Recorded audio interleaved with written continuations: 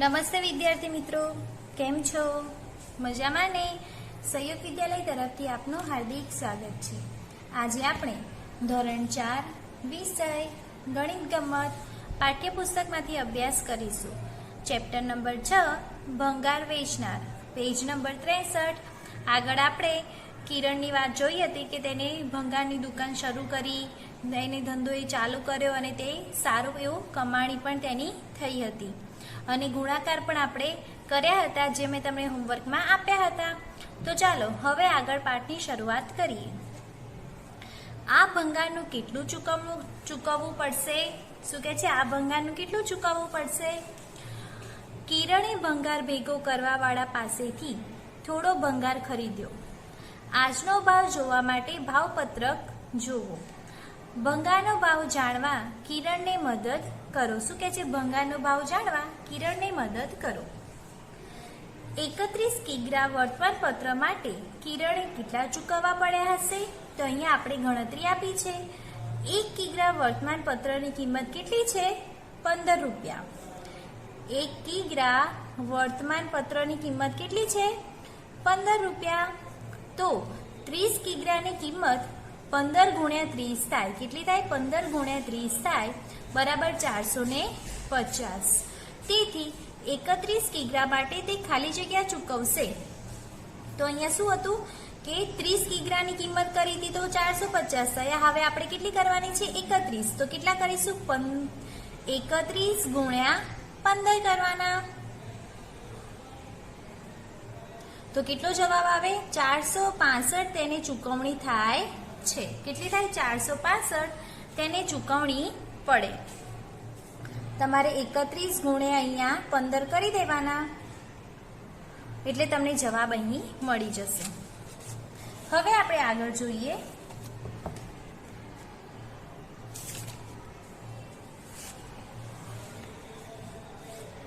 અથવા તમે શું કરી શકો કે આ 450 આપ્યા છે ને, જે કિંમત 450 માં તમે 15 પણ પ્લસ કરી શકો છો, તો પણ આપણને તે કિંમત મળી શકે છે કે તેને કેટલા ચૂકવવા પડશે.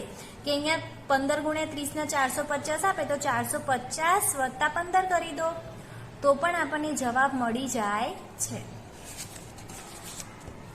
હવે આગળ જોઈએ ભાવપત્રક. અહીંયા આપણને ભાવપત્રક આપ્યું છે. ભંગારનો ભાવ 1 કિગ્રાનો ભાવ આપ્યો છે. રદ્દી કાગળ 7 રૂપિયા, વર્તમાનપત્ર 15 રૂપિયા, લોખંડ 22 રૂપિયા, પિત્તળ 270 અને પ્લાસ્ટિક 10 રૂપિયા. આપણે જોઈએ 42 કિગ્રા વર્તમાનપત્ર માટે કિરણ કેટલા રૂપિયા ચૂકવશે? 42 કિગ્રા વર્તમાનપત્ર માટે તે કેટલા રૂપિયા ચૂકવશે? કે આના પણ ભાવ શોધો. તો આપણે 42 ના શોધીએ તો 42 અને વર્તમાનપત્રનો ભાવ કેટલો છે? 15. તો શું કરવાનું?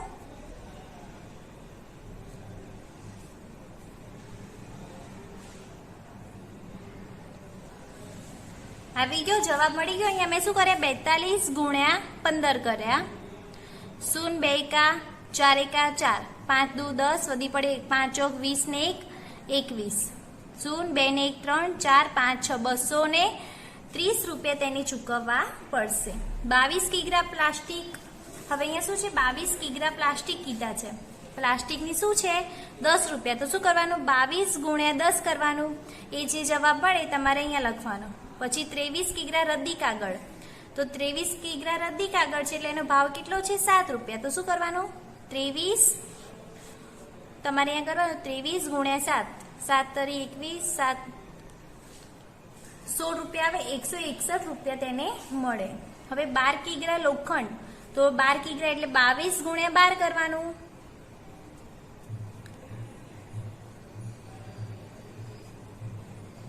₹264 રૂપિયા મળે છે. તમે આ લખ્યા વગર કરી શકો. શું કે છે? તમે આ લખ્યા વગર કરી શકો. હવે આપણે જોઈએ આમાં, એટલે મેં તમને ગુણાકાર આપ્યા હતા કે તમને ગુણાકાર આપું તો આમાં તમને ફાવે, તો તમને આવડી ગયા હશે. ચતુર કિરણ ભંગાર વેચે છે. શું કે છે? ચતુર કિરણ ભંગાર વેચે છે. આપણે કિરણને અહીંયા એનો ફોટો આપણે જોઈ શકીએ છીએ. કિરણ પોતાનો ભંગાર મોટી દુકાને વેચે છે.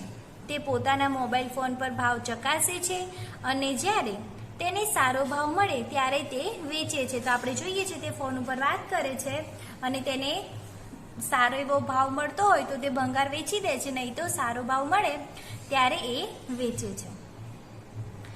આજે તે પ્લાસ્ટિક, રદ્દી કાગળ, લોખંડ અને પિત્તળ વેચવા દીનુની મોટી દુકાને ગઈ.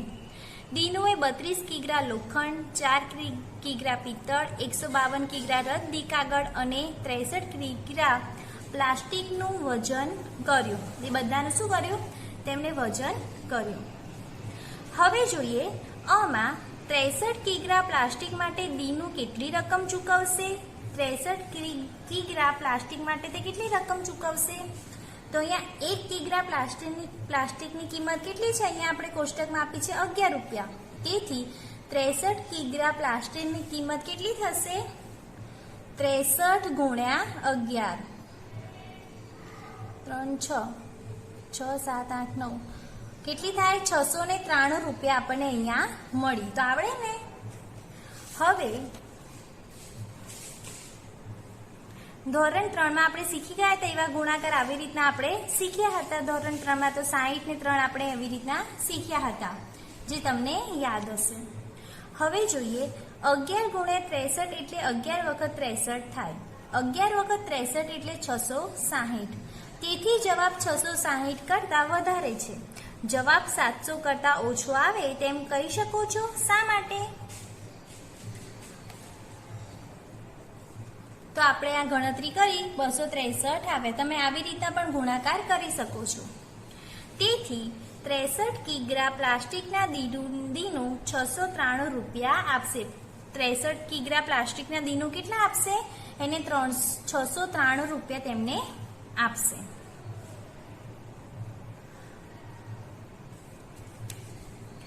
કિરણે 1 કિગ્રા પ્લાસ્ટિક 10 રૂપિયામાં ખરીદ્યું. શું કહે છે? કિરણે 1 કિગ્રા પ્લાસ્ટિક કેટલામાં? 10 રૂપિયામાં ખરીદ્યું, પરંતુ 1 કિગ્રા પ્લાસ્ટિક 11 રૂપિયામાં વેચ્યું. 1 કિગ્રા પ્લાસ્ટિક વેચતા તે કેટલા રૂપિયા કમાઈ હશે? તો આપણે શું કરવાનું? 11 - 10 કરી દેવાના. તો કેટલા રૂપિયા કમાઈ હશે? તે 1 રૂપિયો કમાઈ હશે. તો હવે 63 કિગ્રા પ્લાસ્ટિક વેચીને તે કેટલા રૂપિયા કમાઈ હશે? તો હવે શું કરવાનું? 63 રૂપિયા પ્લાસ્ટિક વેચીને તો 63 ગુણ્યા 1 કરવાનું. તો કેટલો જવાબ આવે? 63. તો 63 રૂપિયા તે કમાઈ હશે. આમાં કંઈ નથી, આપણને ગુણાકાર આપણને આવડવા જોઈએ. હવે આગળ જોઈએ કિરણ 32 કિગ્રા લોખંડ વેચે છે. કેટલું? 32 કિગ્રા તે લોખંડ વેચે છે. દીનુ 32 કિગ્રા લોખંડના કેટલા રૂપિયા ચૂકવશે? હવે આગળ લોખંડનો ભાવ જો કેટલો હતો? 24 હતો, ને અહીંયા કેટલા કિગ્રા છે? 32 છે. તો શું કરવાનું? 32 ગુણ્યા 24 કરો. 3 દુ 6, 4 દુ 8, 4 તરી 12, 5 6 768 રૂપિયા તે ચૂકવશે. તેવી રીતના બીજું, કિરણ 1 કિગ્રા લોખંડ 22 રૂપિયામાં ખરીદે છે, પરંતુ 24 રૂપિયામાં વેચે છે. જ્યારે તે 32 કિગ્રા લોખંડ વેચે ત્યારે તે કેટલા રૂપિયા કમાશે? તો 32 રૂપિયામાં તે વેચશે તો કેટલા કમાશે? આ ગણતરી તમારે હોમવર્કમાં કરવાની છે. મેં આગળ તમને કરાવ્યું એવી રીતના જ આપણે કરવાની છે. હવે જોઈએ દીનુ 152 કિગ્રા રદ્દી કાગળના કેટલા ચૂકવશે? તો 152 રદ્દી કાગળના કેટલા છે? રદ્દી કાગળના 8 રૂપિયા છે. તો એને શું કરવાનું? 152 હતા ને, તો અહીંયા શું કરવાનું? આપણે 152 ગુણ્યા 8 કરી દેવાના. એનો જે જવાબ આવે એ તમારે અહીંયા લખવાનો છે.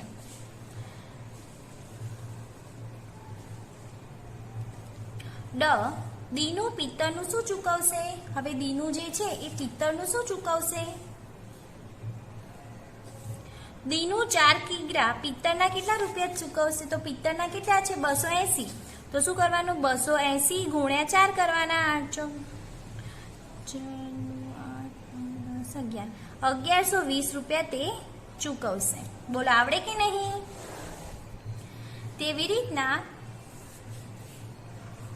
પહેલા જવાબનું અનુમાન કરો અને પછી ગણતરી કરો. પહેલા શું કે છે? જવાબનું અનુમાન કરો અને પછી ગણતરી કરો.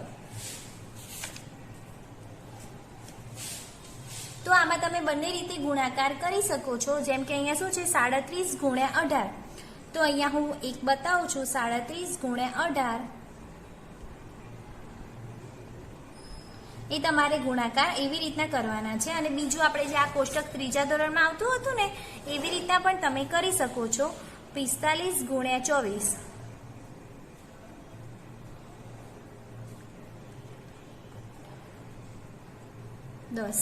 તો 45 10 80 જવાબ આવે.